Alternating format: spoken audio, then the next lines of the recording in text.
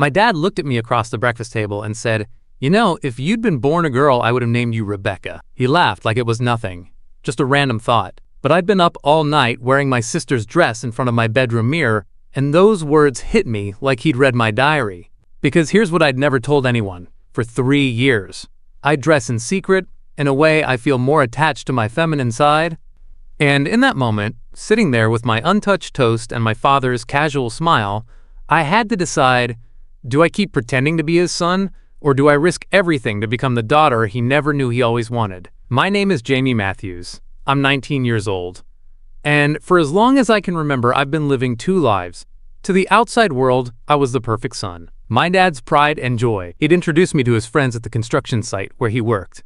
His hand heavy on my shoulder, his voice thick with satisfaction. "This is my boy Jamie," he'd say. And I'd smile. I'd shake hands firmly the way he taught me. I'd talk about rugby scores I'd memorized but never cared about. I'd laugh at jokes I didn't find funny. My dad is what you'd call a traditional man. He's built buildings with his own hands, spent 30 years in construction, has calluses that tell stories of hard work and dedication. He loves rugby, lives for it, really. Saturday afternoons were sacred in our house. Match on the TV, beer in hand, shouting at the screen like the players could hear him. And I learned to love it too. Or at least, I learned to pretend. We had this ritual, my family. At least once a month, we'd all gather for dinner. Proper sit-down affair. Mom would cook her famous roast, Dad would carve the meat with ceremonial precision, and we'd talk about our lives like we were characters in some wholesome family drama. I performed my role perfectly. I'd been doing it for years. I knew every line, every gesture, every expected response. When Dad asked about my plans for the future, I talked about apprenticeships and trade schools. When he showed me his tools, I held them with reverence I didn't feel. But performing takes energy, more energy than anyone realizes. Every morning, I'd stand in front of the mirror and rehearse being Jamie. Lower my voice just slightly, stand with my shoulders back, walk with longer strides, monitor every gesture, every inflection, every unconscious movement that might give me away. By the end of each day, I was exhausted from being someone I wasn't. I have an older sister, Rachel. She's away at university now, studying psychology of all things. The irony isn't lost on me. She's learning about the human mind while completely unaware of what's going on inside mine. But Rachel's absence gave me something precious. Opportunity. When everyone was asleep, when the house settled into that particular quiet that only comes after midnight, I'd slip out of my room and into hers. My heart would pound so loud I was convinced it would wake someone.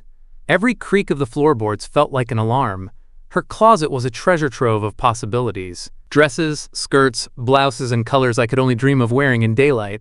I'd stand there, running my fingers over the fabrics, feeling like a thief stealing moments of authenticity. I started small. A blouse paired with my own jeans. Then a skirt, my hands trembling as I zipped it up. Then dresses. Then makeup. Watching tutorial after tutorial on my phone with the volume barely audible, learning to contour and highlight and create the face I saw when I closed my eyes. I'd practice moving differently. Walking in Rachel's heels. Sitting with my legs crossed, tucking my hair behind my ear in that unconscious feminine gesture I'd observed 1,000 times but never allowed myself. In those stolen hours, I wasn't Jamie. I was Rebecca. And Rebecca felt more real than Jamie ever did. That morning at breakfast started like any other. Mom was at the stove making scrambled eggs. Dad was reading the newspaper, the actual physical newspaper, because he's never trusted reading news on screens. I was nursing a cup of tea, exhausted from another night of being myself in secret. Then Dad looked up from his paper and started talking about the past. "Your mom was convinced you were a girl when she was pregnant with you," he said, that nostalgic smile on his face. "Had the whole nursery planned. Yellow walls because she didn't want pink, said that was too predictable. Had the name picked out and everything. Rebecca Ann after her grandmother." My hand froze halfway to my cup. "I was secretly hoping for a boy," he continued, oblivious to the earthquake happening inside my chest. "Wanted someone to pass my tools down to. Someone to teach everything I know. Someone to carry on the family name, you know." He looked at me then, his eyes warm with affection. "Got my wish, didn't I?" He reached over and ruffled my hair. The same gesture he'd done 1,000 times before. But this time, it felt different. This time it felt like a cage door closing. I glanced at Mom. She was watching me with this strange expression, like she was seeing something for the first time. Or maybe seeing something she'd been trying not to see. Her eyes searched my face and I had to look away. "Excuse me," I mumbled, pushing back from the table. I locked myself in the bathroom and stared at my reflection. The mirror showed me Jamie, short hair, masculine features, the face my father loved. But all I could hear were his words echoing in my head. Rebecca Ann. He would have named me Rebecca Ann. The daughter he'd wanted, even if just for a moment during Mom's pregnancy, was the person I'd been all along. I sat on the closed toilet lid. 3 years.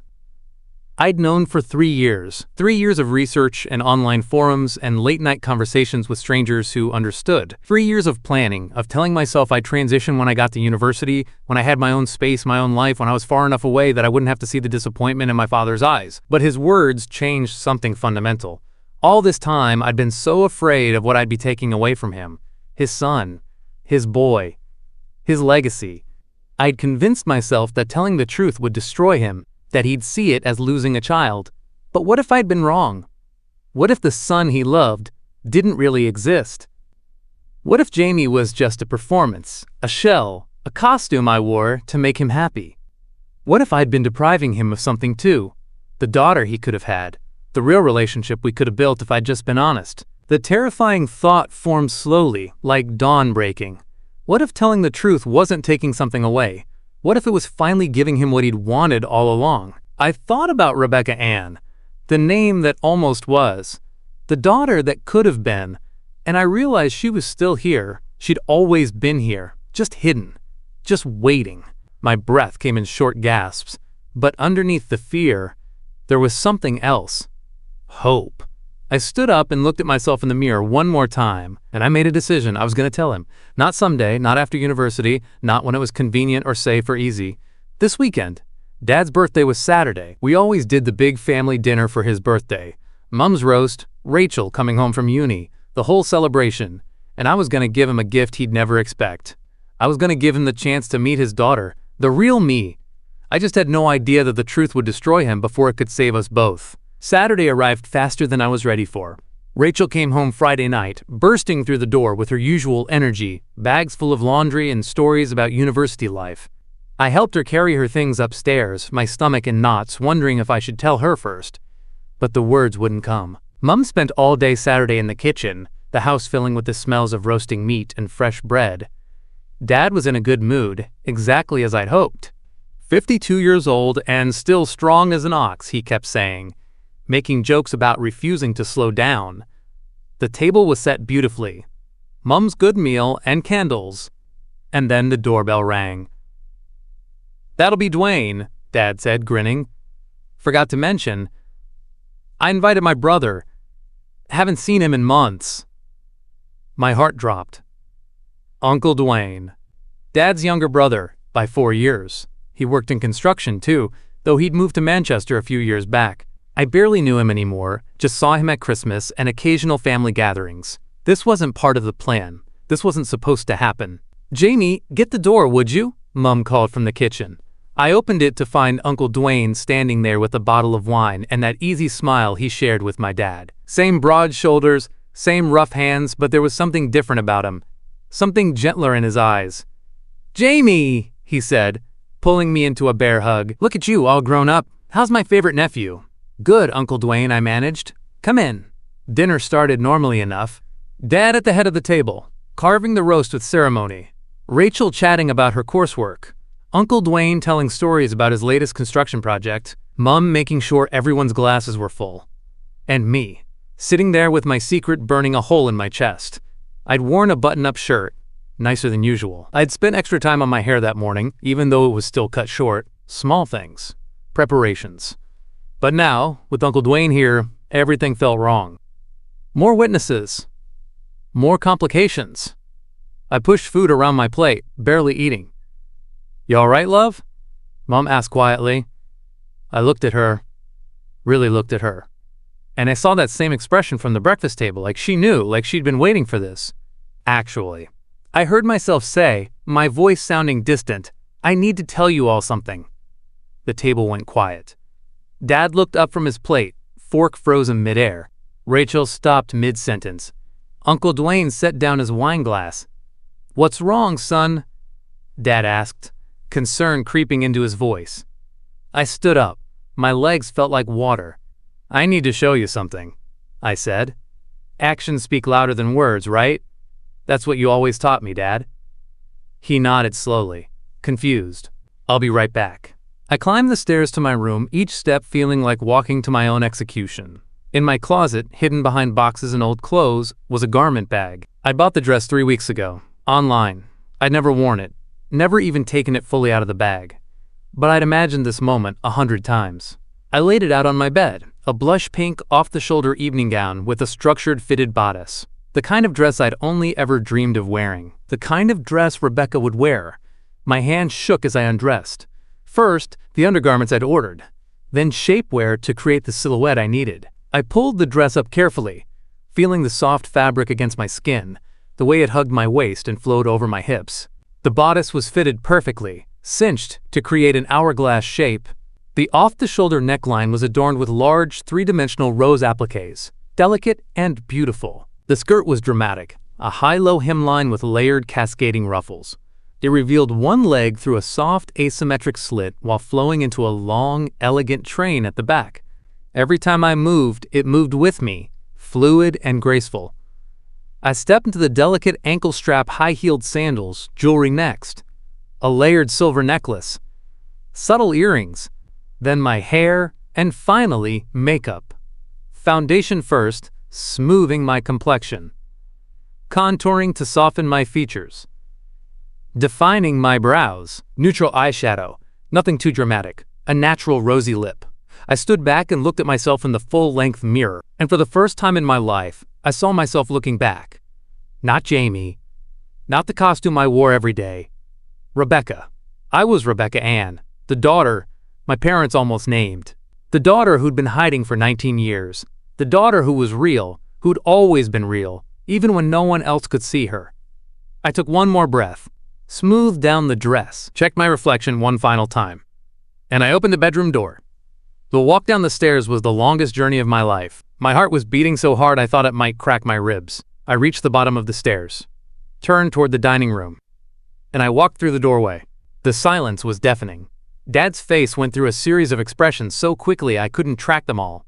Surprise, confusion, shock, something that might have been recognition. Then something harder to read. Mom's hand went to her mouth. Rachel's eyes went wide, but there was something else there too. Understanding, maybe. Like pieces were clicking into place. Uncle Dwayne just stared, his expression carefully neutral. "Jamie?" Dad's voice cracked. "What? What is this?" I stood there in my blush pink gown, in my heels, with my makeup and my truth laid bare. "It's me, Dad," I said quietly. "This is me. The real me." He stood up so quickly his chair scraped against the floor. "Is this some kind of joke?" His voice was rising. "Some kind of... What is this, Jamie? What are you doing? Who you?" He stopped, ran his hand through his hair. "What is this?" The words I'd prepared, the speech I'd rehearsed, all of it evaporated.